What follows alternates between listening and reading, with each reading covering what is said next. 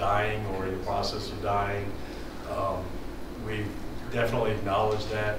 Just to make it clear to everybody here, I think everybody knows that we have a 3-year establishment and warranty period, and we talked to the contractor and their subcontractor about this, as well as the landscape architect on the project, and the decision was made to go ahead and wait till the fall to replace anything that's dead or close to being dead, so that way it can actually establish and they can continue to maintain it. We did have one compliment on the work performed by Lane Corman on all 3 of the design build projects. That was very nice. And Ryder pointed out that the stop signs, some stop signs need to be installed at the Sam's Club parking lot. We are coordinating with Sam's Club to try to work something out with that intersection. Obviously, that's private property. We can't just go stick a stop sign out there, but we would like to work with Sam's Club to come up with the best configuration of that new intersection leading into their parking lot, so we don't have an accident for somebody trying to enter the parking lot versus somebody trying to drive through. There's a couple more, David. Yeah, thank you. Ryder states that recommended that some workout or exercise equipment be located along the shared use path of Gorkmar at different stations. I think that's all fine and good, but it's not something that VDOT should really be getting into. We're a transportation agency. But, you know, in the future, if somebody can work something out, I think that, you know, maybe it would be a good addition. I did have a question on that one, and that was the right-of-way. Yes. Looking next to the shared, how much additional right-of-way do we have? If we could just give it, obviously no hurry on it because nobody has a budget, but yeah. is there enough right-of-way that we can fit it in? It depends on the location. Okay. There are some areas where it's very tight right up behind the shared use path, but then there's some other areas where there's some flat spots with some right-of-way. So on the additional right-of-way for the widening the road. That's It what I would was be- wondering. It could be a somewhat temporary thing if the road was ever widened, but that could be a permanent agreement where it could be placed there and then cause the department to move in the future. Right. For a while. yeah, but Okay. most of that right-of-way is on the other side of the road than the shared use path. We do have the sidewalk over there, but I think there's some potential opportunity spots. Okay. And then we had a question about why there are no flowers planted in the planters on the Ryder GSI. There are some flowers planted in there. We saw that some of them popped up early in the spring. We're going to go over that in more detail later in the presentation.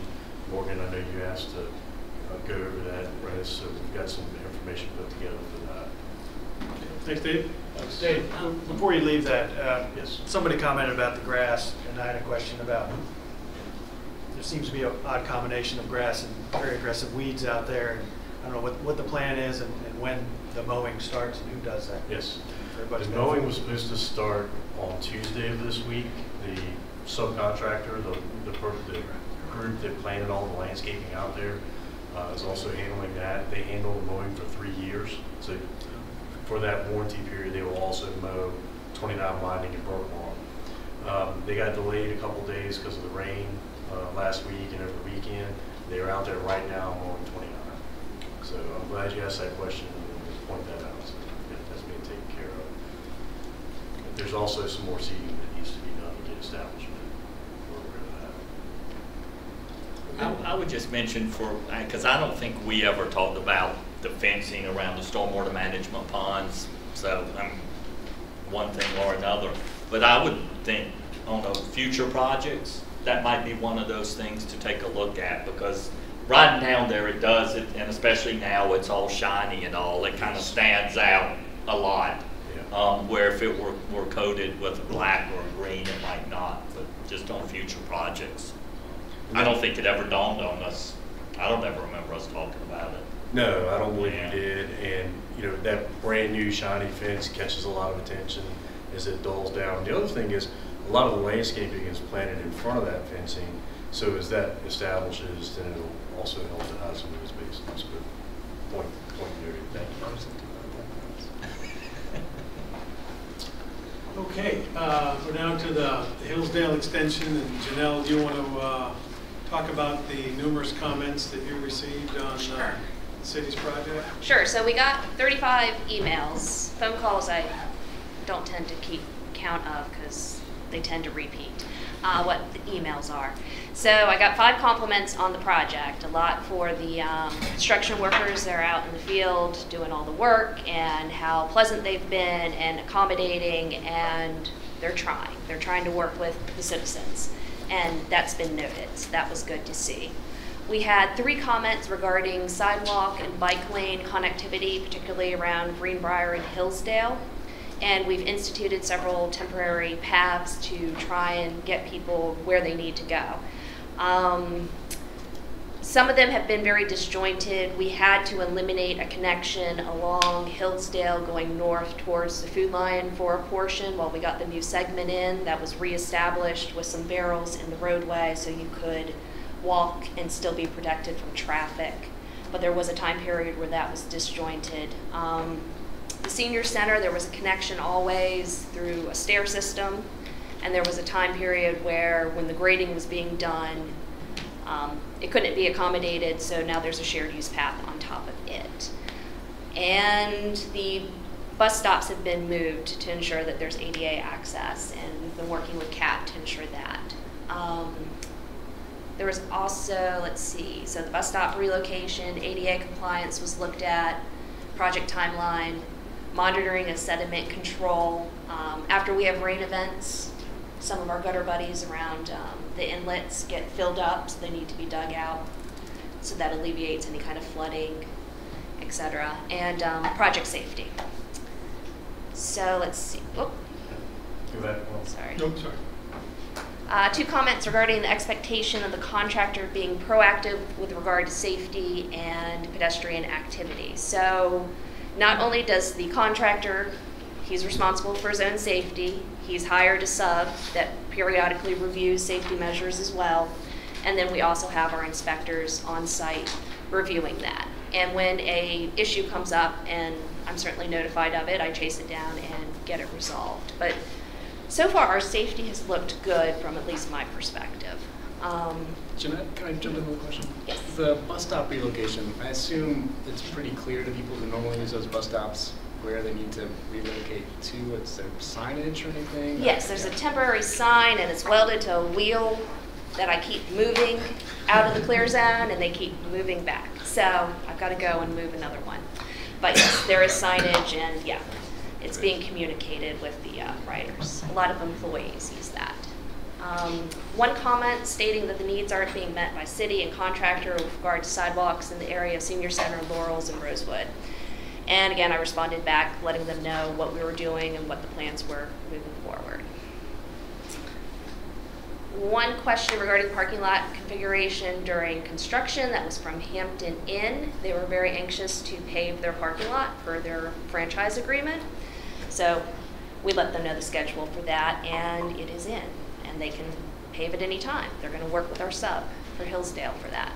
One question regarding access to the senior center during their monthly meetings. There's a large monthly meeting on the 2nd Wednesday that we try and accommodate, and Virginia Statesmen, I believe, and they've been very appreciative that we're trying to work with them and accommodate the large influx of people in and out during that time. One question regarding what will happen to the geese near the senior center, if they're going to be relocated. We haven't harmed any geese or fish. When we bailed out the stormwater basin, we bailed out the fish and put them back in the neighboring creek. However, they are wild animals, so there's no fish getting into the stormwater basin right now because that's plugged. But the geese are urged to move elsewhere, and I don't believe they're wanting to put them back in the new basin. Previous comment has always been get rid of the geese and avoid or prevent them from coming back. This one was, they like the geese. So 2 complaints about mud at the Seminole Court Sand Road intersection. That was when we were rebuilding the intersection, and the stone that is being used on this project looks like dirt and looks like mud, but it is actually stone. It's an approved VDOT product. It just doesn't look like the normal stone that we would be using for the bed of a roadway. So access was still being accommodated. They just didn't like the look of it, which I can understand. One question regarding when Seminole Court and Zan Road would be reopened, and that was luckily within a week of when I got that email, so they were very happy. One request for contractor to clean up sediment from a recent storm event. They thought we were dewatering the basin and had gotten sediment everywhere, when really we just had a large storm event. It was like 3 inches in 40 minutes. So we went out the very next day, the very next morning, and made sure everything was cleaned up. And one comment about the speed limit sign being covered in vines, we cut that back. One question regarding the median at Virginia Credit Union and how it appears different on the plans. It actually is the same. It was always in the shape of kind of a hot dog. We changed the sidewalk behind it. We could not make it more of a pork chop or a directional median because that would have conflicted with the ADA path for the pedestrians. So we changed it to a 7-inch commercial entrance, and that helped us keep the 2% cross slope that's required for ADA requirements. So I believe that's been worked out. One complaint regarding not being able to access the Laurels due to contractor equipment blocking the entrance. That was when we were doing, performing the traffic switch of the old section of Hillsdale to the new section, and they were doing asphalt lifts that were being done very quickly. But in order to do that, you have to add a layer of asphalt at a certain point, roll it, let it cool, and put traffic back on it. So there were 4 interruptions of about 10 minutes where people could not go to Pepsi Place or whatever direction they might want to go. They were being waved through, so they had to loop back around. 7 comments about the Hillsdale Greenbrier intersection is a mess, confusing and dangerous. That was exactly the same time. It was a new traffic configurations. We had variable message signs that were put up. One of them lost juice. We got that reestablished. We also went out and looked at the field and made sure if we needed to move any equipment or barrels or anything like that after the transition. And we also added a stop sign. So it's a 4-way stop. It's not a 2-way stop. We've reviewed the sight distance at that intersection, and we're recommending that it remain a 4-way stop, and we're working with VDOT on that. One question regarding when construction debris would be removed. A tenant wanted some light poles off their property, and we were working with the property owner who wants to retain the lights of when he's going to move that for the tenant. And then one request to take down the old stop sign at Old Hillsdale Drive. That was done that day where it was in the old section, so you had 2 stop signs, and it just needed to be bagged. So that was quickly done. Jeanette, go back to the Hillsdale Greenbrier intersection that a number of people commented on. Yes. Was the confusion and danger there, was that a construction situation where things were being rerouted during construction, or is it's now done and people think this is confusing and dangerous? It was now done. It's confusing. It's new. People weren't quite sure how to get to Food Lion, so every time I would go out there with the guys, someone would roll down their window and want to know how to get to the senior center, and we'd have to, people just got disoriented. So we made sure that everything was appropriate in the field. There were no safety issues, variable message signs, trying to get notice out. And now that it has calmed down, I'm getting compliments, which I wasn't expecting, but because we're not done yet. Okay, thanks. One question regarding the bike lanes that begin at Rye Road and stop at the entrance to Food Lions. That's north of our project, so we forwarded that on to VDOT to see if there's going to be any additional adjustments to the bike lanes north of this project. With our project, bike lanes end at Greenbrier, and the shared use path ends at Greenbrier and the bike lanes pick up. So they just want to make sure that that connection is improved, I guess. One complaint that heavy equipment is backing out into roadway with no spotters or flaggers present, concerned about safety. That was actually the senior center parking lot that they were concerned about. The fellow was using his equipment, looking both ways, and he has a backup monitor as well as beeping. But the senior center did not care for that, so within 8 minutes we had them move so that they were accessing it from the other property. So that was taken care of. Let's see, one question about timing of an address change at the Laurels, and I forwarded that on to the county. We are preparing for address changes within the city and the county for this whole alignment, have that coordinated, and have been communicating with anyone impacted. So this person, I believe, was new to the Laurels. One question regarding the signs at the end of the pedestrian pass that seem to put pedestrians out into the roadway, potentially endangering them. The first request I got from them, they wanted to have us point to the actual path because they didn't think people saw it. And then this one was they were concerned that you're exiting a path and going onto a roadway, which yes, you were, you needed to cross the street. The change in material should notify a non-sighted person and a person that could see. It should be obvious what was going on. So we're trying to do the best we can with signage there. One comment regarding lack of notice from blocking off access to a business, and that was again the senior center, and that was redoing their parking lot and doing the work, and they felt like they weren't given notice, and we have been talking to them like every day. So we're going to continue to work on communication with them. Very good. That's it. The question about the bike lanes that you forwarded to VDOT, Yes. does VDOT have an answer to that question? Yeah, I checked it out. So when the county did the bike lane project and the crossings up at the north section of Hillsdale, there's a small section there south of Frenchman's Boulevard, and I think this starts at. And there's not adequate there was never adequate width between the curbing and the gutter pan on the existing road to just restripe those bike lanes. So they actually striped white lines on the road without bicycle markers, and they get down from 1 to 2 feet probably in width. There are no plans now that I'm aware of, unless the county, I don't know if it's a county project, I don't think it is, but there are no plans right now to widen that curve. So to add the bike lanes there physically would require road widening.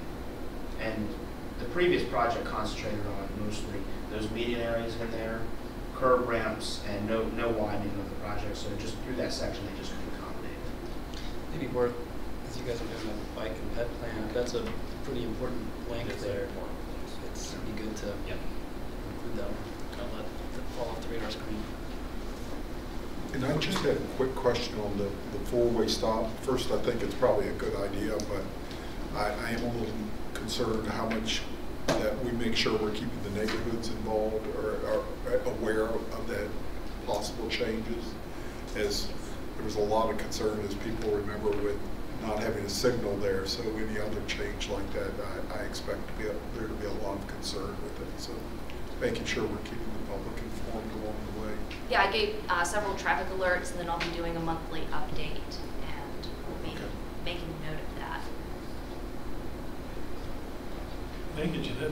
Yeah, thank you. I mean, quite honestly, we've been over a lot of similar types of comments over the past 2 years specifically, and it's important for us to be transparent and tell the good, bad, and the ugly. So, Jeanette, thanks for rolling the role of that. I know you're in a disruptive portion of the project, especially up there at Greenbrier. So there's going to be feedback, and it's not always going to be good. So thank you. We're going to talk about the overall project schedule later agenda item. Yeah, we've got the project overview, the status update too. Got it. And as you can see, our input and our hotline are dwindling, so the hotline was actually shut down and closed right after the project was completed.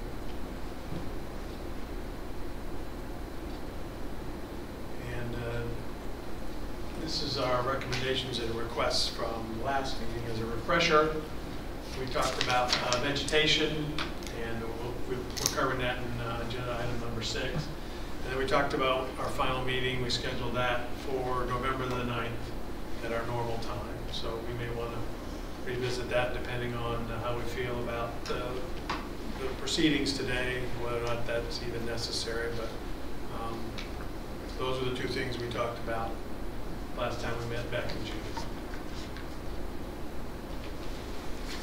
So, Yeah, I mean, like, yeah. Any comments on that? The necessity for that last meeting? As I recall the conversation, we wanted to wait a few months to see how everything was flowing, and then maybe have a celebratory discussion about what was good, what wasn't so good, what could be improved, and that sort of thing. Does the panel feel like that would be beneficial and advantageous, or? I still think it'd be useful to have another meeting, just because Hillsdale isn't complete yet. Part of me wonders if November 9th is, assuming Hillsdale is still on schedule, I wonder if November 9th is too soon to the completion of the project to be able to come in and share input on how it's going or any tweaks that may be needed. My opinion is it'd still be valuable to have another meeting. Yeah, and this is exactly kind of what we talked about last time, and when you start getting a little later into November and obviously December, it gets difficult. So, I mean, I guess we can think about it, and people say, yeah, 9th, or no, it should be later, but if we start getting into late November, then Thanksgiving and travel, and it becomes, you know, we don't want to have a meeting where there's only 1 or 2 people who are able to show up. And yeah, but yeah, certainly think about it and make a suggestion. Personally, I'd like to keep the November 9th meeting. My reason for that is that's just as Hillsdale's wrapping up, and if there are any changes being considered or being addressed for you, you guys are going to be, Jeanette, are going to be trying to do project closeout and everything. I'd really like to make sure we get that stuff on the table before you get too far down the line. I see a lot of head nodding, so. And ideally, if everything stays on schedule for October 30th completion, that last bit of that project is really going to be the cleanup, touch-up. Operationally, we should have a pretty decent understanding of how it's operating, with people able to find their way. And then certainly after that, if there are any issues, you know, let the city know, let us know, and work together to get them worked out with signage or locations, things like that. Okay, so we'll keep it on November 9th. Very good. Any suggestions for other discussion items at that meeting, other than? We may touch on this today, but there's been a number of articles and letters to the editor about the trees on Berkmar Drive Extended. And I know some of those articles, or at least I guess there was one article, touched on what's going on with that, but it'd be helpful to cover that, I think, either today or at that last I think let's just go ahead and cover that now. You know, our contract, and everybody here was, you know, involved with the development of the request for proposals, which ended up becoming the contract. And we looked at the 3-year establishment and warranty period for landscaping items. So that's very clear in there. We have a special provision written in there. It's probably 9 pages long about all the things that need to be done. Collectively, as I mentioned before, we made that decision to wait until the fall to replant all these trees that are dying. I mean, we understand that, you know, trees have died when you plant them in the summer and it's hot, and we had, right after we planted a lot of those trees, we did have a drought. You know, they would try to water them. It was 98 degrees outside. As soon as they water them, the water evaporates. So they are watering them? Yes, yeah, they have been coming through with the water truck at one point twice a day. Okay. It almost became a lost cause in some cases. But they would come out early in the morning, generally 6:30 in the morning, run the water truck, and sometimes in the evening as well. But the maintenance is required by contract, right? Yes. That watering and... Yes. Yeah, okay. Lane Corman's subcontractor, F&F Landscaping, who planted all of those, is the one that's responsible for the next 3 years to also replant or upkeep what's there. So that's for all 3 of the design build projects. We made the decision collectively just to wait until the fall to replant. It didn't make sense to pull a dying tree, put it on one end, and then have it die on us again. The reason for the 3-year establishment period is because generally that's how long it will take where the trees can kind of fend for themselves. There's a high likelihood that they'll continue to live, but everybody should be aware that when you plant new trees like this, regardless of if it's in a field or along a roadway, there's generally a high mortality rate. So that's part of the reason why we had the 3-year establishment period in here. So that includes care and maintenance. It includes replacement, and this is not a situation where at the end of the 3 years, a month before the end of the 3 years, they just come back and replace all the trees. Right. So we've had 3 years of dead trees. That's not happening here. And we'll make sure of that. And it also includes mowing. So as we mentioned, today is the first day they're out there. They're supposed to be out there on Tuesday. Rain delay, got them tied up a little bit, so they're out there right now, mowing 29 winding, and then on November Park. My main question was just to make sure that maintenance is part of the contract, that it's being done. Yes. So if they're planting trees and not maintaining them and they die, plant another round of trees, they don't maintain them, that's just an exercise of utility. And the maintenance part seems pretty key. And Yes. so I'll make a similar point when we get to the RIO vegetation part as well. Yeah, and that includes RIO. It's the same contract, same special provision. The other thing to be aware of is there is an escrow account. So if, for instance, I don't know that this will happen, but if something happened to F&F Landscaping, if they went out of business, there's that escrow account that we can grab and say, okay, we're going to hire XYZ Landscaping to take over this contract. So there's some fallbacks here, and it's written pretty well. So I expect it'll work out. I think one thing that made it difficult is that a lot of those trees were planted too late in the season. Because some of them were planted, but it was already late spring or early summer. Yes. Yeah, right. Yes. Yeah. Having planted a few trees, I wouldn't have done it that time of the year. So Yeah. I can see why we have a pretty high mortality. Then we, as Dave said, we had a relative drought during several periods in the spring and the summer. So We did have some significant sections that were available earlier that were planted last fall. Those trees seem to be doing well. Right. So that's very encouraging. The ones that were planted during the fall are doing well, and we'll replant the ones that are dying or dead this fall so that they'll have the same chance. and next year. ideally, you want to plant trees in late winter, actually. That's As long as the ground's not frozen, we can plant Yeah. trees. Yeah. If it's frozen, then you have other problems. Yeah. So Thanks. Dave, is there any retainage on the contract, or is it just the escrow? Well, it's an escrow It's just the that, escrow. that if something happens, we can pull that. I mean, it's kind of like a retainage, it's just not a term for retainage. Yeah. So that money is in escrow with Lake Norman. So if it's, basically they would be on the hook to find another landscape. Okay. But if for some reason they refuse to, we would do it. I don't expect that they would refuse to. Any other discussion items today? yeah, I have a few, but I Okay. don't know if I can take up that much time. I got an earful. Way too much time on your hands Pardon? between meetings. Well, that's what Just happens. pick it up. I got an earful on the fences too, for my wife. How ugly they are.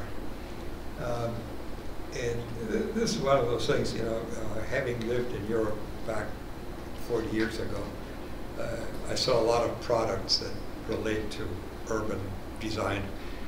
And most of that stuff eventually showed up in the States as well. But when it comes to fences, I never saw chain link fences.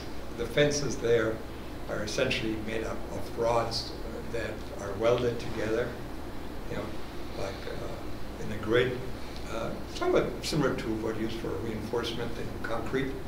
And they're powder coated, painted, generally green, and they're very attractive. And when I first saw them in Europe, I said, oh, this is a really good alternative to chain link fences. 40 years later, we still have chain link fences. So this is an idle comment, but sometimes I hope that some of these idle comments somehow get into Vito. Maybe Vito will look into this in future projects, that hopefully these type of fences show up in the U.S. market as well, because what a difference. I drove Berkman Drive today, and I wonder if you already are taking a traffic count there. One thing that impressed me is how little traffic there was on Berkman Drive. And again, it's an idle comment, but I expected to see more, because the first time I drove the entire length of it. While I was driving there, I also went through the extension of Berkman Drive, which is called Meeting Street. For some reason, it has a different name. And there's another traffic circle at the crossing of Meeting Street in Timberwood. And I was amazed about how nice the landscaping is on that traffic circle. You know, I've seen lots of traffic circles over the years, in the last 10, 15 years since that became fashionable. They have really one of the nicest landscapings in that traffic circle. So again, I noticed Chip is taking notes, and again, I'm just, it's part of the Idle Commons. This is his Why not? grocery list. This This is his grocery list. Well, whatever. I have a grocery list too. Just kidding. The other thing, on the GSI, I noticed that there are barrels on both sides, Yes. and there is something happening. Yes. I assume it's maybe a readjustment of the markings on the pavement or something, but I'm just curious. I'll tell you exactly, I can answer that right Yeah. now. So in our contract, VDOT is moving more toward what we refer to as tape. So it's What? tape. Yes. So it's a class 6, type E class 6 pavement marking, Yeah. which is a tape that's applied down when the project is paved. Yes. There was some real challenges when they were paving those gore areas there at Rio, and I mean, whether it's debatable as to whether or not they were able to apply it 100% correctly, but regardless, when the snow came and the snow plows came through, they really tore up that tape. So we reached a deal with Lane Corman to switch from the tape to thermoplastic paint. So on all the projects, because the paint tends to hold up a little bit better. That was actually a refund in cost back to the Commonwealth. So we saved money, and they went out there and are replacing what is at Rio. So that's why that's there. The reason they haven't finished it yet is they have to do a moisture test before they can apply that paint. And it's like every night they go out there, the humidity goes way up, or we get rain like we did last night.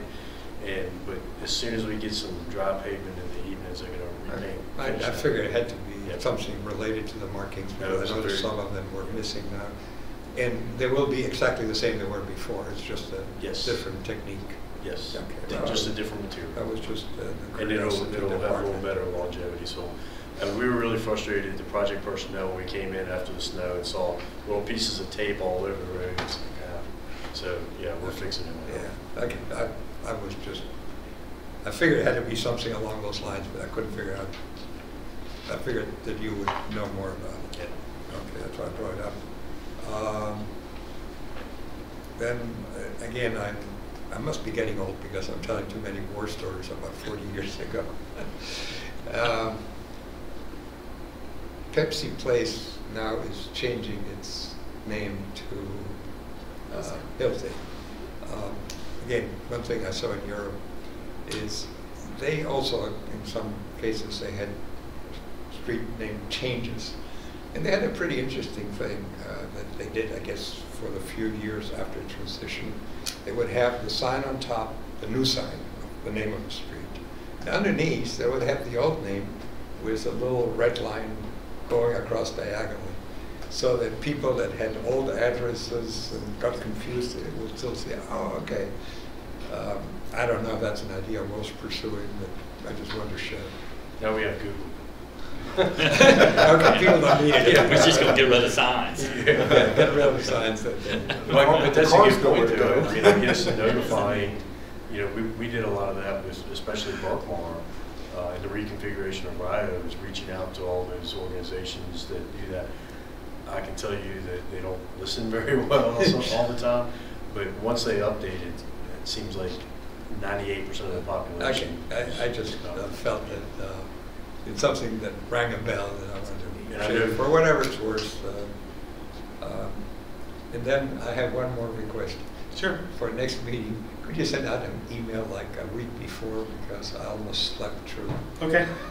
coming to this meeting. Did you not I'm get the done. one on Monday? Pardon? The one on Monday when we send out the agenda? Oh, you did send out an agenda? It's I in the didn't see it. packet around too, right? Usually. Hmm? I think Craig also sent the packet around. Yeah. You've been sneaking through your emails too. We'll have to check and make sure, we'll have to check and make sure your email address Maybe is I'm correct. not on the list anymore. Shoot, you were. I mean, I Maybe know- for a good so reason, I don't know. Could be a typo or something, we'll find out. I do want to just, I mean, it's like you, observation, but with your Berkmar, the traffic counts and things, for some reason, I tend to find myself going, my vet's up near the airport, going to the airport and traveling that way a good bit. I catch myself not even thinking about Berkmar because it's so easy to travel on 29. That's true too. The time it takes me, and of course we cover Green, so I'm going up to Green a lot. I mean, I've purposefully timed it both ways, but I catch myself just staying on 29 because it's so easy now. And I wonder if, for a while, if that's going to be the case of improving both of them at the same time makes it, well, gosh, 20, Well, what 29 would make a works. difference is extending officially its Meeting Street all the way to Airport Road. Yes. That would That would. make a big difference, I'm sure. I found myself intrigued by the fact that I have an option, that I could go and I'm saying, okay, I'll take Berkmar today, and it's a nice, pretty calming drive, and so the options are good. Yeah, You're right. yeah. I think people are also still just figuring out that it's there. Yeah. The people I've spoken to, when I tell them that's an option, they use it, they come back to me and then say, wow, it's incredible. It's great. I know you had something. Yeah, I'm just anecdotally, Berkmar is actually pretty busy in the morning and in the evening around commuting time. I live up in Greene County, and I'm going to our former office now on Woodburn Road. I used it quite a bit, and there's a good bit of traffic on there. We also noticed that I think starting yesterday, just traffic in general seems to be a little bit lighter, probably because school's back in session. So I think it's a certain amount of time of day. The other thing is just about any time of day, you will see bikers, walkers, runners. The other day, I saw 2 guys on skateboards using the bike lanes on Berkmar. So it is truly a multimodal Well, I saw transportation a route. but I saw relatively few cars. Yeah. And that was about 10:45. Yeah. I did want to note that the street name has actually been, the board has changed it from Meeting Street to Berkmar now. They just haven't got the new signs up, Oh, but I it see. has been changed. It will be Berkmar. Officially, it's changed already. Yeah, officially it's changed. I was already. surprised that because Well, it was- I didn't even know that there was a Meeting Street. It was And a I look street at the sign before, that says it was a street before, the Berkmar project. Yeah, okay, yeah, makes Went sense. to contract, so, Okay. yeah. Dave, So- is there any plan to do a formal traffic count as part of the project, or is that something that happens? We hadn't planned on doing one as part of the contract, but I'm sure that we can. We can count it any time. I'm just Yeah. trying to think. Maybe early to mid-October is a good time to take initial count. Yeah, that would be good. Then we'd have the data by the November 9th Yeah. meeting. Nice. It'd be interesting to watch it over time, too. Yeah, I think you're going I to see think it's it a big one. start creeping up as Oh, yeah. people figure it out, and then obviously as more development occurs up at Island Eve, more residential areas. Okay, any more comments or discussion items before we go to some updates? Sorry, I'll turn it over to... Okay, our familiar old construction milestone chart has a lot of green on it now, which is fantastic. I don't know if they're all the right shade of green. I apologize if they're not. But we see here that 29 Lightning, Berkmar, the 2 remaining design-build projects obviously are complete. Those were completed in early July. So mid-July, I think July 21st was our official completion date. So everything is done there. We had that shown in June, assuming end of June, full incentive. So I didn't make anything red there because by contract, I'm not late because contract said October 30th. So good news there. Does anybody have any comments or questions about the design build projects? Good, covered it. Yeah. Any comments? So Hillsdale, the remaining one, I know there's been some shuffling around in the schedule. This was kind of a best guess at the moment, but we're seeing about up to 65% on grading, drainage, and paving north of Greenbrier. That probably every day that number's creeping up. That's a big focal point of the work out there right now. The bridge superstructure is hanging in there about 65%. Last time we talked, it was about 30%. So the remaining work is the sidewalk on either side of the bridge. I think next week the approach slabs are going to be poured, and then the parapet walls. So that's a big chunk of that bridge work that'll get knocked out here coming up shortly. Grading, drainage, and paving between Greenbrier and Seminole Court, right there around 65%. Another item they're hitting pretty hard lately. Roundabouts hanging out at 90%, and the reason it hasn't gone red is because I think that was the intent. You know, get that completed, get it open to traffic, come back and do all the touch-up items later. So that last 10% is really the, those final items like the final surface course and grass establishment, landscaping, things like that. Grading, drainage, and paving in Seminole Court, 75%. I think pretty much everything from south of Seminole Court is pretty well done up to the intermediate asphalt layer and the curb and everything. And then north of there is what they've been working on, that approach to the bridge, right, that goes through the building. And then Greenbrier signal infrastructure and the Seminole Court signal. I don't know if you want to, I'm not real familiar with where we're at on those, but I know those are. The Greenbrier Signal Foundation design, we're on around 4th resubmittal for that. There's just a couple very small details regarding signage and making sure that that's accounted for, but we're just pouring foundations at this point for the equipment. So I'm not too concerned with that. And Seminole, we had a very good coordination meeting with VDOT several weeks ago, because even though this is designed to city specifications, VDOT will most likely be maintaining it and operating it in the future. So making sure that we're appropriately designing it and have the right equipment and right expectations for the contractor. So we have a couple more submittals for that. The mast arms have already been ordered, any of the long lead items, signal equipment, etc. It's just actually erecting them and getting the power source. And I would imagine that 45% now is all the conduit and that sort of thing. So we're really looking at cabinet stuff. Yeah, okay.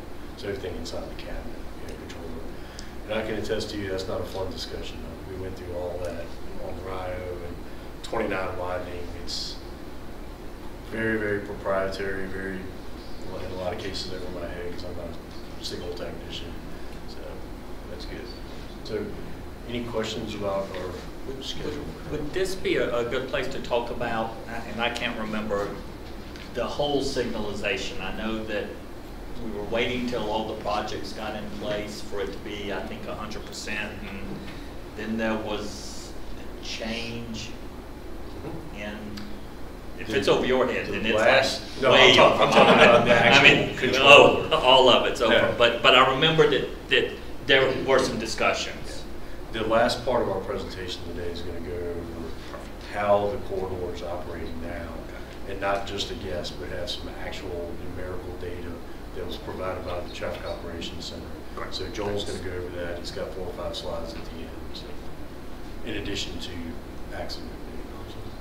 So I got asked $1 million question on Hillsdale. I know there was a while back some concern about that October 30th date. How are we feeling as of today? Well, I've always been concerned since day one. That's what I do. That's your job. Exactly.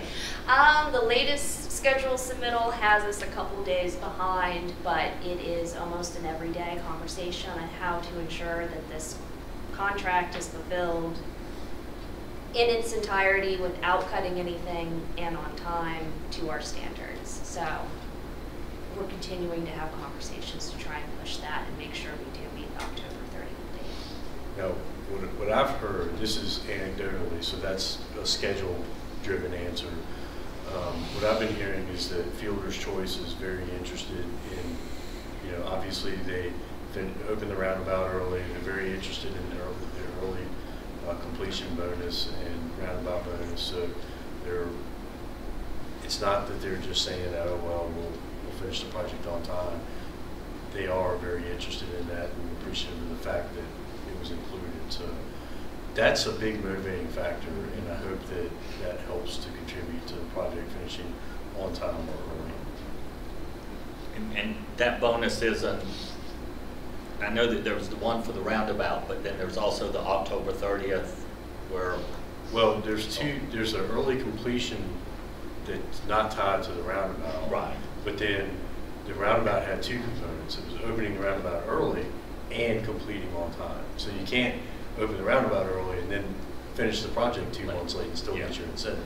okay. So there's the two So components. financially, there's a big difference between October 30th and November 2nd. Yes, Okay. 300, well, not quite. 150 at the very least. Right. Okay. 350 is for a month early, Right. and then prorated back. Now, I see the bridge structure, the yellow line, which is light green on your version. Which, Second line of the This Hillsdale. one? That Yep. line, yeah, Okay. that's next week. Does that mean that next week that bridge will be open to traffic? No, that was That's according to critical their now. schedule. yeah. So, I mean, I would anticipate that, well, it wouldn't be open to construction, but would it be finished? Mhm. So I don't think that there's any plan to open that bridge to construction until the project is complete. That will be the last thing that we do Yeah. at this point. Remind me, there's a penalty if they don't finish by October 30th, right? Okay. Not a penalty. There is liquidated damages of $2,500 a day. And that's to cover our administrative costs of continuing to work on the project. One last observation, just on the, this is really minor, but the way the construction complete box is there for Hillsdale, it almost looks like it's expected to be done by the end of September. Yeah, I mean, that's a whole different I thing. realize. You can blame me on. But yeah, October 30th is what that's really, Yeah. I don't know, maybe we could add October 30th on there or something. Yeah. I It's talked to not a Phil. big deal. I think we all know. If he's watching, he'll probably send you an email. He does on occasion, so. I was wondering, Yeah. I was wondering the Hold same on. thing. The only reason, I know we all are all aware of the completion date, but if somebody from the public, I just don't want them to be misled. Not critical, obviously. I'll add that. Okay, anything else on schedule? One thing you can do is just drop the end of 2016 if you need to create space, maybe. I'm hoping we don't need to create any space over here. Yeah. No, I was thinking just below here, putting, like in parentheses, October 30th. All right, anything else on schedule? Good. Jeanette, you want to walk us through kind of where we're at? Sure. So we are forming and pouring retaining wall A, and that is the one that is at the Laurel. So we've done 2 segments of it, and we're working on a 3rd one today. They're forming the sidewalk for both sides of the bridge. One side is actually a shared use path, so it's going to be a little bit wider on one side. So they're working on that. They're also working on forming the rebar for the approach slabs, and you'll see a little picture of at least where it's going to go. Landscaping installations have begun, so you can see what we've landscaped around the roundabout, the Virginia Credit Union, all the way to Hampton Inn. We're not certainly finished, but it's these smaller items. It's not the trees yet. So you can start to see what it's going to look like. We are doing a tapping sleeve installation at Greenbrier intersection. That one keeps getting pushed back, but it is a Albemarle County Service Authority utility conflict with one of our mast arm foundations, which helps explain a little bit of the delay there. We're hoping that they do that overnight. What is a tapping sleeve? They're just, they're taking a live water line, Okay. and they're just making a little U around where we want the foundation to go. Oh, So I see. it's going Okay. through. But it will be, it shouldn't be any operation. We can backfeed from the city side. And again, Albemarle County Service Authority has been very helpful in working with us so we can move their line out of where we would like to be. Placing fill on the shoulder near Greenbrier intersection, that's happening. They're also pouring some sidewalk today, which was very nice to see. They're setting structure 417, that's on the east side of Pepsi. We're doing the final little bits of the stormwater drainage system, and we're also going to start cammering that. It's all concrete, so we're hoping that everything is approved and accepted, no problem.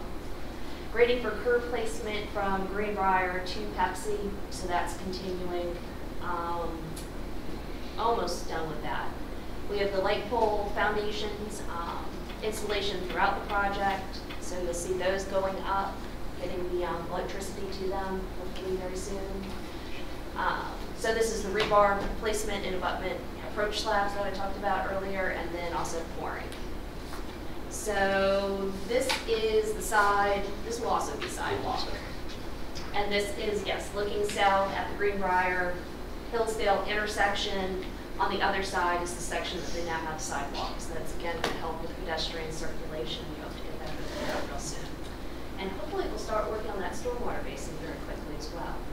And this is another shot of the bridge. So you see the shared use path, the sidewalk, the forms that they started putting on there, and where the approach slab is going to go. Oh, good. I took these pictures last week, so they probably made a little progress since. They need to make more, but yes. Yeah, this is where the approach slabs go here. This was that select fill we've talked about before. It was put behind the abutment. You can see the steel sticking out that they'll tie into, and then some of the steel there for the shared use path section that won't have the approach slab. That's it. And you don't have any length closures this week, right? No, we have a little bit of flagging going on, but no closures. And next week, so they're going to be forming and pouring retaining wall A, hopefully quickly finishing that up. They're going to be grading the entrance to the post office, completing that section. Pulling the wire and installing the light poles again throughout. We have 114 light poles, so, and a crew of about 3 people doing it. So they've been very busy trying to get all that done. And we have topsoil placement following the shared use path, asphalt installation, landscaping, and they've got to start working on that stormwater basin. Ready to do there. And then you're going to have a flagging operation there, post office coming up, and we'll do that switch over. Yeah, very small, and then again, just a little bit of flagging. We're not thinking big closure. Can I make a comment about the light poles? Sure. Directed at you, Mark. Their light poles are so much nicer than your light poles. Just for future reference. I can give you the standards. So noted. Is that it? All right, thank you. Thanks, Jeanette. Okay, so going back to our kind of a carryovers from the last meeting, Morgan had asked us to talk about the planters on the Ryan GSI. So what I've put together is kind of what we originally had planned. I know that you had a landscape architect make some comments on that plan, so we made some changes based on those comments. I've got some pictures in here of what do these plants look like, some stuff that I pulled off the internet so we can all know what we're talking about. I know I can spot Lirio from a mile away now, and I see that y'all have been planting that on Hillsdale, and then some pictures of what we actually have planted and kind of what's to come with that. So what we had planned were these 5 species for those planters on the deck. Lirio, little blue stem, which is a native grass, fragrant sumac, knockout rose, and maiden grass. Based on the comments from the, and I forget his name, Ken, we made these modifications. We got rid of a little blue stem. I think that was a little bit tall and potentially had it lays over. So fragrant sumac we got rid of, maiden grass we got rid of. We added Amsonia abrici, however you say that. That replaced the little blue stem with the fragrant sumac. And we added switchgrass, which replaced the maiden grass. We did not go with muley grass. We went with one option there, the switchgrass. These are the old sheets that were marked up. Yeah, so these are the comments and suggestions from suggested use of LPDA's planting plan with some modifications. So this is the document that we received that led to these changes. So you can see that, have a record of that. And here's some of the notes that were written right on the plan sheet here.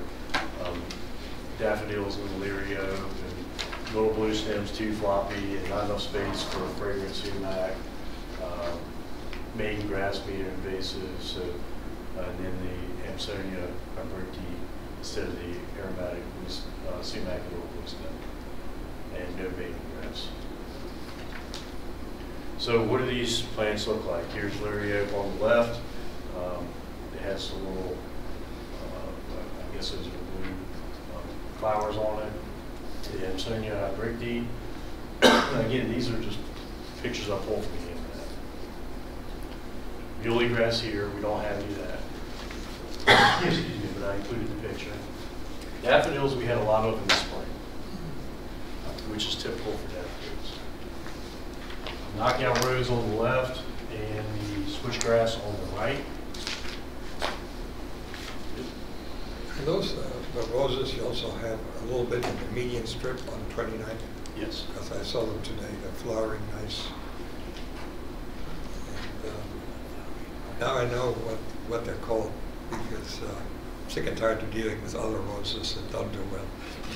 They seem to do well. Yes, I know they do. I see them in landscaping a lot. Excuse me, I have something in my throat. These are the pictures of the vegetation that's installed in the planters. The Liriope seems to be doing pretty well. Obviously, it will continue to expand and grow. This is the Amsonia arboricti installed. I wasn't familiar with that beforehand, so I learned something there. The switchgrass here, we can see I took a picture of one of the round planters. You kind of see the stalks sticking up. That'll take a little while to establish. In fact, the recommendation is to burn that every year, so it reestablishes even thicker. But we're not going to go out there and burn, although somebody with a cigarette will. Knockout rose. We do have some knockout rose in there now, and I didn't show the daffodils because they're not in bloom right now, but they're in the front of the planters. I will say this, with regard to the species that were planted in the planters, I think we met what was intended. With regard to the quantity and now the quality of those, I think there's a little work to do. I think there need to be, the intent was to have more knockout roses along the backs of the planters. There were some sections where I didn't see as many as I expected to see. Also, we have, you can see here, there's a dead stalk. That probably will survive and thrive. It just needs to be cut back. But what I would like to do is this fall, while the landscapers are here planting the other trees, and while when they're done planting, we have the landscape architect come back and they do a report on the adequacy. And so I'd like to have them come back out and say, yes, this meets the plan, or no, it doesn't, and make any recommendations, so that we have a landscape architect actually responding to that instead of me. Never even seen a couple of these species before, but I think that's a better plan. So does that kind of get to the part of? Just to add a bit, I went out there this morning, and I also talked to Kenan, and he noticed that things hadn't really taken off. It's clear that some of the sort of clusters, there was one of these round pot planters I looked at where probably a quarter to a third of the plants had browned and were clearly dead or dying. I think you're right that the knockout rows, there's just a couple of those, and I think the plans called for those to be much more robust. But I think you mentioned the quality as well, and Kenan's thought, and he's going to go out there himself too, and I'm happy to provide his observations and thoughts.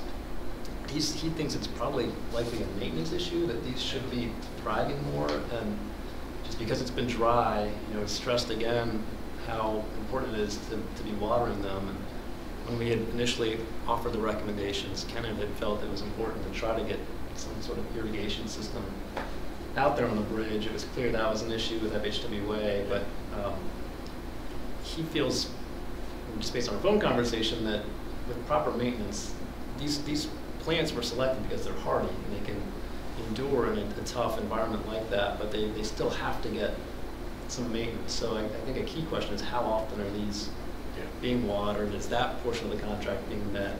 But then I think, Dave, you're also right to question whether the quantity is sufficient. I think that, quite honestly, you say, was the contract being met with regard to maintenance? I cannot say yes to that. Because there was a great deal of landscaping that had to be installed on 29 in Burkmar. And quite honestly, I'll tell you, as Lane Corman doing the construction, they were pushing the landscapers, and they were opening something up and saying, okay, it's ready to be planted, go do it, and do it by this time tomorrow. So they really turned their attention away from the watering of the rye planters. So we're going to shift their focus back to, okay, let's get these in the fall, let's get the plantings the way they need to be. I was expecting 6 to 8 knockout roses along the back of each one of those, and some of them had 2. I think one of them had 4. One of them had like 1. So let's establish let's plant what needs to be planted, and let's get on a regular maintenance schedule so that they can establish and then grow. I think that's right. I mean, I certainly understand the priority was elsewhere, not on these planters as things came down to the finish line. But I appreciate what you're saying going forward.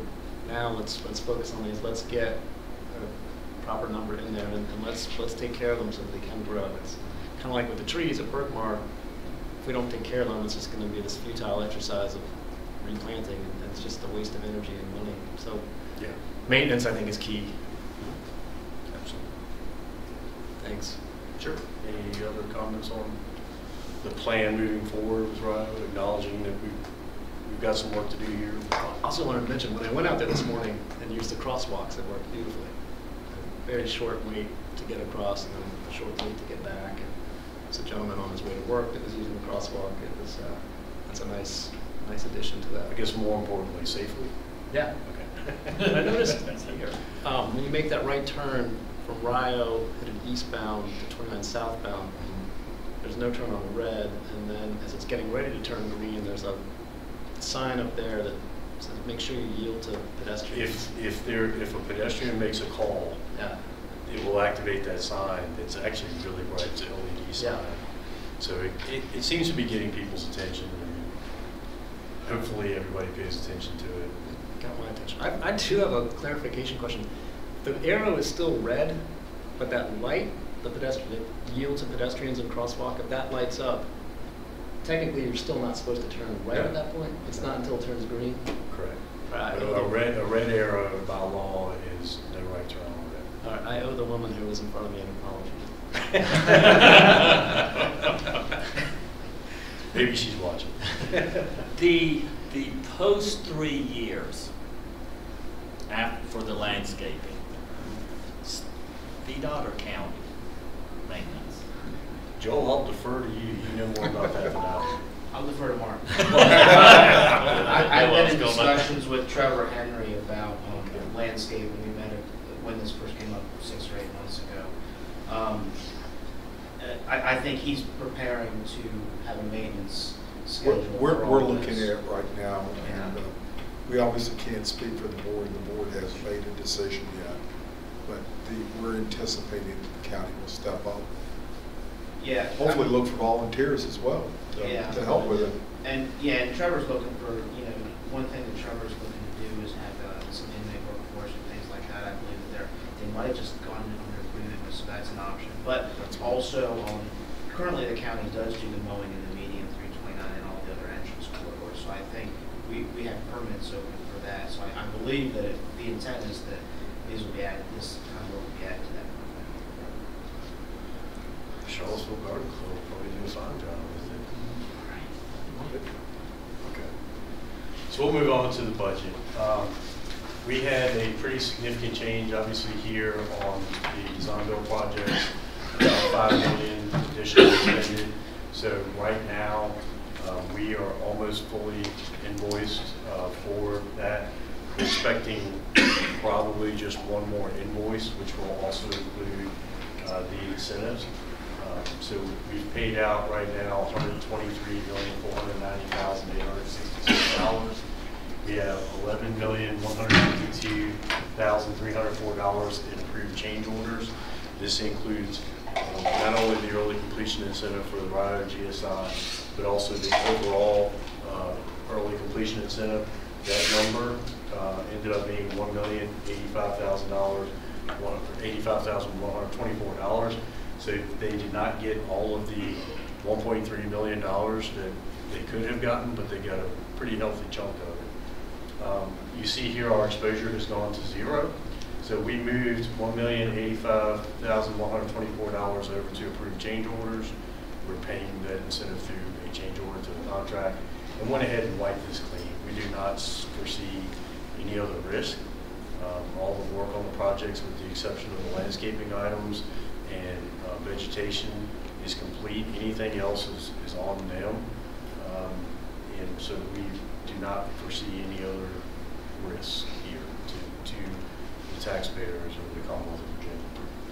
Remaining contract value at about $4.4 million. You see this went down because we paid almost $5 million. We added in the incentive so that number doesn't match the expended. Total anticipated construction expenditures went down a little bit because of the difference between the maximum incentive and what we actually paid out. So we kind of saved about almost $215,000 there. None of these items on the right, the 6-year plan allocations, have changed since we started this.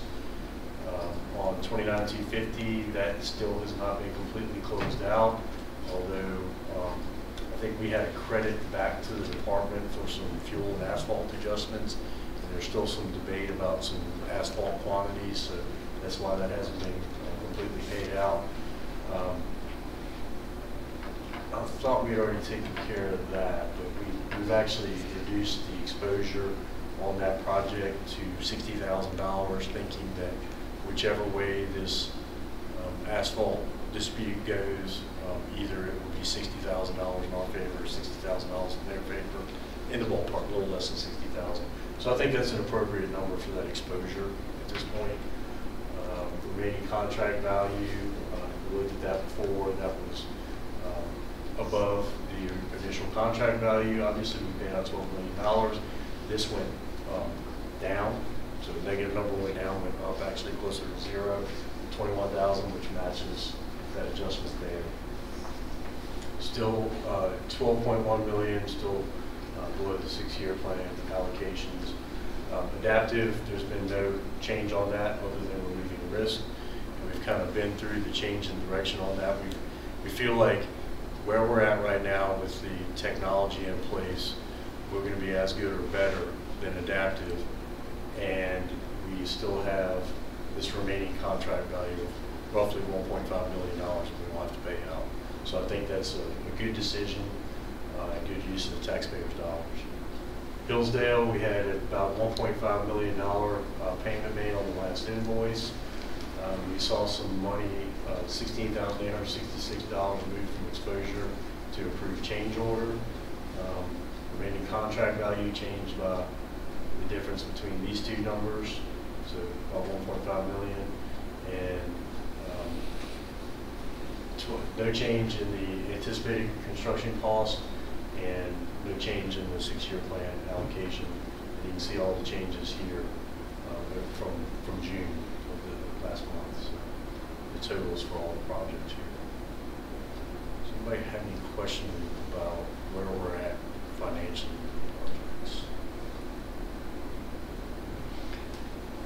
It's not a question, it's a comment. I think I've made it before. I'll probably make it today and again in November. When you look at this sheet and the scheduling sheet, this is a job very, very well done, and something that I think needs to be shared. And I know a lot of people have talked about it's set the bar for other major projects around the Commonwealth, but to look at just those two documents alone is just worth tooting your own horn a little bit, I think, because, and what'll make it even better is probably in a few months when you're able to show the performance standards of the traffic counts. You know, I just don't think it can be said enough how successful I feel this whole process has been. Thank you. Thank you for being involved from day on to help with that. Okay, good. All right. One of the other big things we look at is the difference between these numbers. You know, so we're pretty well below budget overall, so we're happy about that. So Joel is going to tell us a little bit about accidents and a little bit about some performance measures that we've seen to date and how we're doing. That's how we'll kind of close out the presentation and have obviously some feedback opportunity or something that you all would like to see in the next meeting. Thanks, Joel. All right, we've continued to monitor the accidents, crashes along Rio Road. I will say we do not have additional Best Buy ramp crashes now. They're still only updated through December. However, I have new updates through April 30th for Rio. The reason for that is I have to use a different method of collecting crash data for the Best Buy ramp. It's much more difficult. It goes between Charlottesville and Albemarle County. It also has very small segments of all these ramps that if you run the spreadsheet for everything, I'm not confident that I'm getting all the results, so I don't want to show you data that I'm not confident in. When I got the Best Buy data the first time, I actually had to click on each crash I could see on the map. That data is not updated as regularly as what I get Rio from, so I'm going to wait until I'm confident in that data. So the Rio data is looking very good still. Our total number of crashes continue to be down. What we showed you last time, the 9 crashes that I saw that was incomplete data, that was actually ended up when they said that it was complete, we still have 9 crashes. So nothing came up from last time. So our totals now through April, looking at 5 years of data, you know, we're going from 70s, 80s down to 41 crashes. This is going from the whole project limits from Woodbrook all the way down to 29th place. You can see our injury crashes are down also. We report that the severe injury, the one that was prior to December 30th. There were 2 minor injuries that show up in the January to April data that we didn't see previously. Those occurred. Is there a pointer on this? Yes. Yep. There we go. The injury crashes, one was up here, and I think one was a rear end crash. One of these green dots down here. You'll see I made a note, there's the 2 side swipes there. The stars are the new crashes that we haven't seen before that are the January to April data. So I made them as stars here. One of the concerns was the weaving movements at all times, so we always look at these side swipes here. These 2 side swipes that appear to be in that area that where the traffic comes back together, those are actually both from vehicles coming out of Albemarle Square and side swiping. I looked at both those reports. One said they didn't see the vehicle coming, and the other said they misjudged the timing of the vehicle. So it doesn't appear to be a merging issue. We still have a little cluster up here at Woodbrook, but all in all, the crash data is looking way down, especially at your intersections here. So things are good. I think as we look from December on, as we get more data, you know, this is obviously, we're still under construction from July to December on this project. If you actually look at just this year's numbers from when we were complete with the project, the percentages are actually lower. So the percentages are lower. So more happened during construction than we're seeing right now.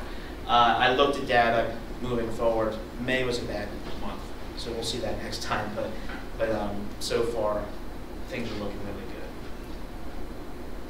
good. Are there any questions on crashes? Yeah, could you repeat, I think you explained it, but could you repeat it? The significance, like side swap, same direction, some are stars and some are just dots. Yeah, any stars on here. So what I've been doing on the maps is the stars represent data that wasn't presented at the previous PDAT meeting. Okay, so those. So I pay more attention to those stars and look at those reports. I print out all those reports and make sure we're not seeing anything project related. Okay, the stars are more recent data. Yeah, the stars on here represent, thank you, represent January to April 30th of this year. So this is some new data that we have to present today. This is travel times. This is for from Hydraulic Road up to Airport Road. And you'll see here, we compared two dates, April 9th and 10th of 2014, pre-construction, with August 9th and 10th, 2017. You see pretty significant time savings over here. Average about 2 minutes and 11 seconds in the overall, and about 2.5 to 2 minutes and 40 seconds in the peak hours if you average those numbers out. Your northbound traffic, your AM peak, midday, and PM peak, and then your southbound traffic down here. So the numbers are looking really good. The significance of August was that all the projects were complete, signal systems were adjusted, and we'll continue to adjust the signal systems, and I have a couple things to show you specifically on the signals, the performance metrics, but overall, all the projects together are working very well. Now this is really fun to look at. This is showing, the next two slides are showing how our signals are performing, okay? So what you're seeing your travel time along this axis and your time of day here. So 7 a.m. to 9 a.m. this area is your AM peak hour. 4 to 6 here, this is your PM peak hour, and this is your midday right here. This is northbound traffic, okay? And the lines, these lines all up here represent March, April, May, and June. We made our latest adjustment to the traffic signals according to the data we were getting from the performance metrics to the midday right here on June 15th. So the reason you see the yellow starting to see an improvement, because the average travel times, half the month were not so good in the midday, half the month were very good. But you'll see the July data really flattened out across there. So we're seeing really good performance throughout the day now on the corridor in the northbound direction.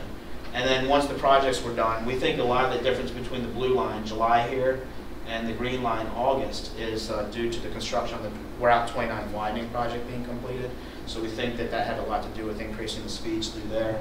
So we're seeing additional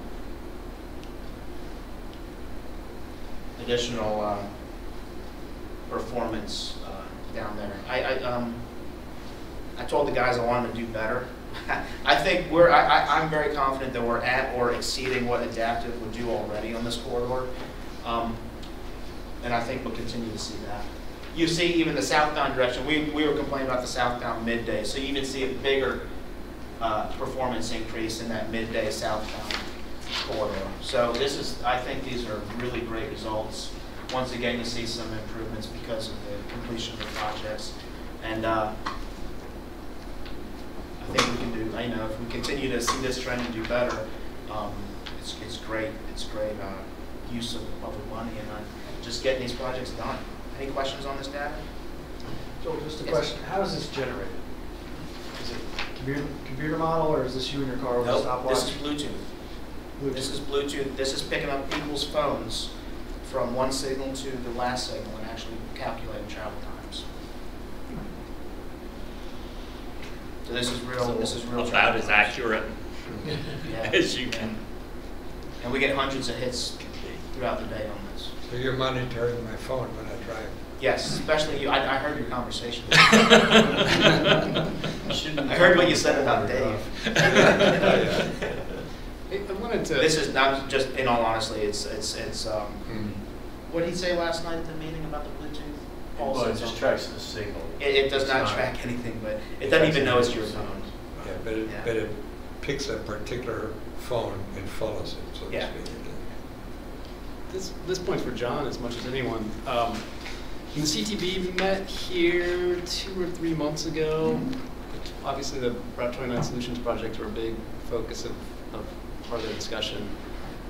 One of the members, I think Ms. Valentine, said it'd be great to get some of this data once it's out to see how these projects have been performing. I think it'd be fantastic if you guys could get this information to the CTB so they can see just how successful these are. No, we will do that. I think the one thing that we wanted to do to make sure the trend continued and also get some data to see if it's still consistent once all the students are back to school. Because in August, everybody knows traffic's a little bit lighter, and we didn't want somebody start poking holes in it before. Can I address that real quick? Sure.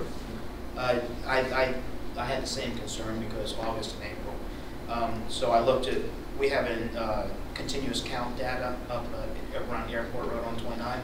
So you can look at any time period or any day of what the traffic is. So I actually looked at, when I say April 9th and 10th of 14 versus, can you go back to that? One more. When you look at April 9th and 10th, 2014 versus August 9th and 10th, 2017, on the 14 data, April 9th, 2014 counted 39,000 vehicles. April 10th was 40,600 vehicles. August 9th of 17 counted 40,500 vehicles, and August 10th counted 41,800 vehicles. So it's pretty good. It's pretty good data. Why didn't you tell me before I? Because I just pulled that. I just pulled that. I just thought of that last night to go ahead and check those continuous count stations to see what kind of volumes we've seen. Yeah. I think one of the things to remember to mention, it, you know, it may seem obvious to some of us, but to remind people that as those traffic accidents go down, your time also goes down, your travel time. Because a lot of it is, I mean, as long as there's no accidents or construction, you know, it's going to flow fairly well. It's when there is that one accident, boy, you're stuck in it. So the lower the accidents, the better your travel time. And the other thing about that, the better your travel time, the lower your accidents. Yeah. When you start increasing travel time and decreasing the number of stops, you see a huge decrease in the rear-end crashes. So the better we can keep traffic moving, the lower the number of I accidents. think it's worth reminding the folks that they're related.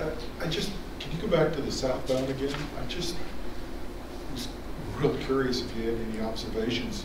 So the peak time in the southbound is not rush hour, but middle of the afternoon. As far Not as necessarily. It's performing. It wasn't performing as well before June. Well, I'm looking at the green. I think. I'm looking at the green, Yeah, which but- would be August, right?